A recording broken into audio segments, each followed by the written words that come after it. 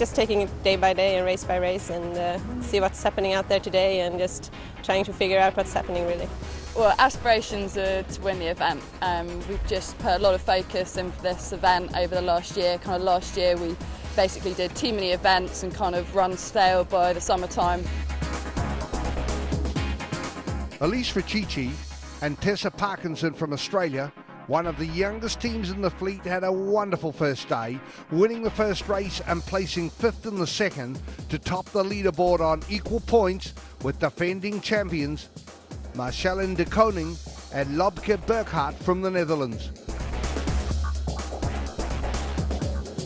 In the second day, the high wind specialists had plenty of opportunity to shine. Marcellen Lobke, de Koning and Burkhardt picked out their first win. The late afternoon start in race 5 gave the strong wind specialists their chance to shine, and defending champions de Koning and Burkhardt did just that, picking out another win.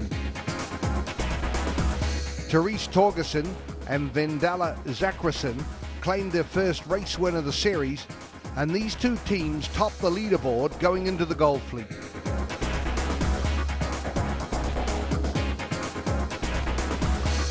The final 2 races for the Gold Fleet confirmed that Marcellen de Koning and Lobke Burkhardt from the Netherlands are right on track to win their 3rd consecutive world title in the women's 470.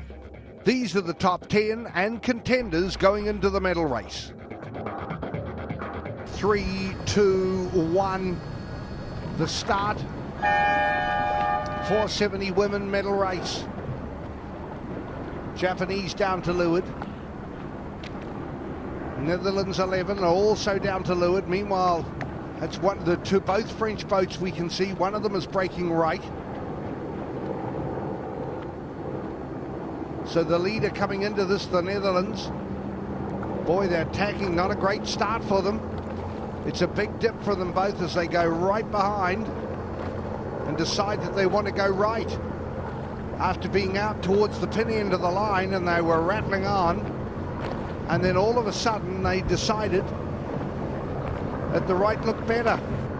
Coming out towards us on the left-hand side of the course, and the overall leaders, de Koning and Burkhardt, keeping a hard cover on Petitjean and de Roux. I think you're right, Richard. I reckon they've spooked the French people. I reckon the French crew are just taking it. They're not wriggling, they're not fighting. You can see who's showing who's boss here.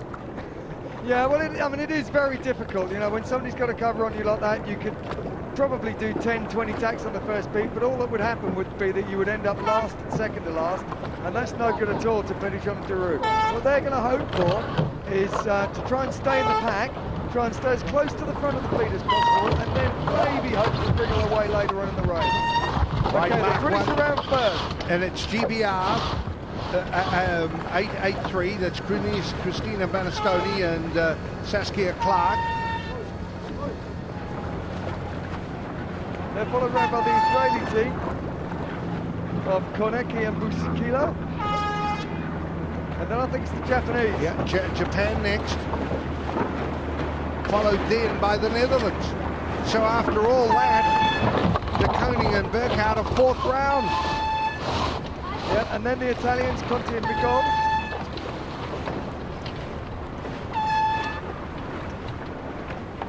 So hold these positions. And Marcellen de Koning and Lobke Burkhardt will win their 3rd World Championship in succession and sail into an elite group and elite company.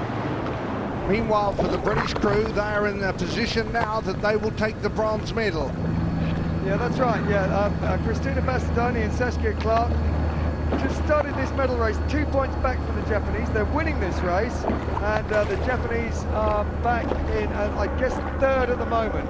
But the fact is that Bastidoni and Clark have got a long lead. They've got about 10, maybe 20 seconds on the Israelis, and at least 30 seconds on the Japanese at the moment. And that's what they've got to do to get their bronze medal out of this event. And meanwhile, the Japanese are also going to have a problem, because does it look like the Netherlands are going to get in front of them? Yeah, it looks like quite a few boats are. I think the Italians, who came more down the middle of the course or further left of the run, have got a big advantage. And next it's the Brazilian team of Oliveira and Swan. And then a big tight bunch, that's the Netherlands and Japanese and France.